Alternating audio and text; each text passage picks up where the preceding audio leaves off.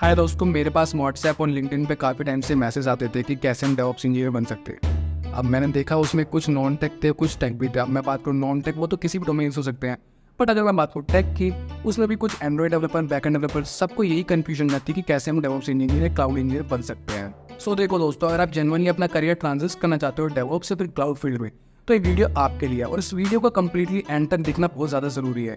और हो सके तो फटाफट इस वीडियो को अपने दोस्तों के साथ शेयर कर देना जो भी इस फील्ड में आने के लिए इंटरेस्टेड हो, एंड सब्सक्राइब करना मत भूलना। वेल दोस्तों, मैं क्लियर बात करूंगा डेवऑप्स के रोड मैप के लिए, फिर आप चाहे टॉपिक्स कहीं से ही पढ़ो, चाहे वो यूडेमी हो, चाहे फिर वो यूट्यूब हो। आप सबसे पहले टॉपिक नंबर 1 आता है गिट। गिट बेसिकली है क्या, ये हमें समझने की ज़रूरत है। कैसे हम कोड को पुश पुल करते हैं, क्या मतलब होता है क्लोन करना रैपो का, क्या मतलब होता है पीआर मर्ज का, कॉन्फ्लिक्ट आता है तो उसको कैसे रिजॉल्व किया जाता है। सिंपल टर्म्स में अगर बात करें तो वर्जन कंट्रोल की अंडरस्टैंडिंग होना बहुत ज़्यादा ज़रूरी है। सेकंड इंपॉर्टेंट टॉपिक है लिनक्स, क्योंकि 95% केसेस में, चाहे वो वीएम्स हो चाहे हम उनको सर्वर्स कह रहे हैं, 95% केसेस में लिनक्स ही यूज़ किया जाता है as a OS for virtual machines. ठीक है, उसके बाद बेसिक नॉलेज और आपको बहुत ज़्यादा ज़रूरी है, क्योंकि अगर आप डेवऑप्स इंजीनियर हो, आपको लिनक्स नहीं आता तो आप एफिशिएंटली काम नहीं कर पाओगे।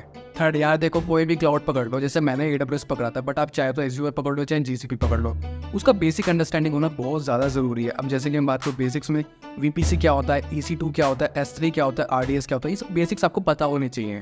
देखो यार, अब बारी आती है फोर्थ पॉइंट की, जो बहुत इंपॉर्टेंट है, डिप्लॉयमेंट। अब आपने लिनक्स भी पढ़ लिया है, अब आपने क्लाउड भी पढ़ लिया है, तो अब किसी भी प्रोजेक्ट को हम लाइव कैसे कर सकते हैं, उसको हम डिप्लॉयमेंट कहते हैं। उसके भी डिफरेंट तरीके होते हैं, जैसे कि कुछ लोग डायरेक्ट सर्वर पर सर्व कर देते हैं या फिर PM2 यूज़ करते हैं, बट मैं आपको पर्सनली रिकमेंड करूँगा आप डॉकर यूज़ करो, क्योंकि हम सिंगल मशीन पे हम डिफरेंट प्रोजेक्ट्स लाइव कर सकते हैं यूजिंग कंटेनराइजेशन टूल, और ये क्यूबरनेटिस के अंदर भी काफ़ी ज़्यादा यूजफुल होता है। सो गाइस, डिप्लॉयमेंट हो गई है, अब बारी आती है CI/CD पाइपलाइन सेटअप करने की, यानी continuous integration and continuous deployment. इसमें भी डिफरेंट टूल्स होते हैं, कुछ पेड होते हैं, कुछ फ्री होते हैं। जैसे पेड सर्कल CI हो गया, डिफरेंट क्लाउड्स के डिफरेंट पाइपलाइंस वाले जो वर्जन होते हैं वो पेड रहते हैं। बट अगर मैं बात करूँ ओपन सोर्स में, वो जेनकिंस होता है। आप इनिशियल लेवल पे जेनकिंस आप यूज़ कर सकते हो।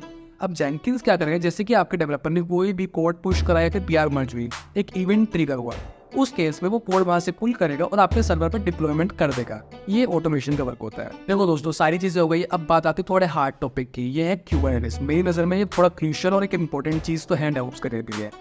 क्यूबरनेटिस क्या करता है और क्या होता है Kubernetes? Basically container orchestration tool है। ये क्या करता है, आपके डॉकर कंटेनर्स जो रन होते हैं उनको मैनेज करता है, और इससे स्केलिंग सुपर इजी हो जाता है। मैं बात करूँ बड़ी बड़ी companies, Netflix, Reliance, Airbnb, AIDS, जितनी भी कंपनीज होती है, जो भी आप जानते हो बड़ी बड़ी कंपनीज के बारे में, सारी कंपनीज क्यूबरनेटिस का ही आर्किटेक्चर यूज़ करती है अपनी डिप्लॉयमेंट्स, अपने प्रोजेक्ट्स के लिए। सो दोस्तों, अगर आपने वीडियो यहाँ तक देख लिया तो अब बात करता हूँ मैं डेटाबेसेस की।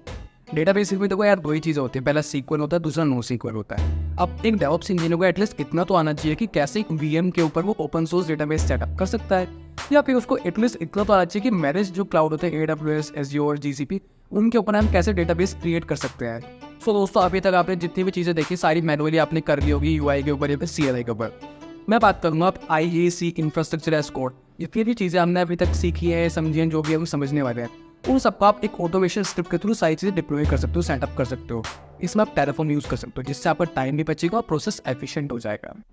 सो गाइज, अगर आपको वीडियो अच्छी लगी हो या इंसाइटफुल लगी हो तो वीडियो पे कमेंट करके जरूर बताइएगा कि आपको क्या अच्छा लगा और क्या आपको समझ नहीं आया, तो मैं उसके ऊपर आगे ज़्यादा वो काम करूँगा।